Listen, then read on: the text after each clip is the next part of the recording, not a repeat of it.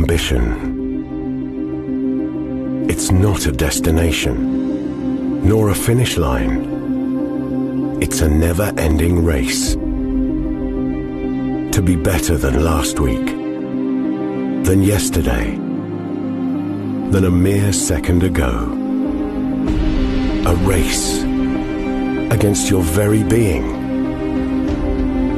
your doubts, your fears, your limits, against the very nature of things, against even Mother Nature herself. Ambition. It's the big things, and the small things, and the everythings. Ambition. It isn't somewhere you arrive.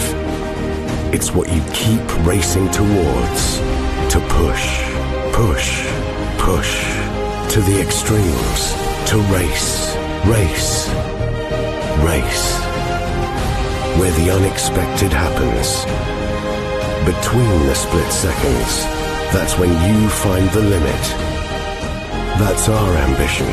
So you too can race yours.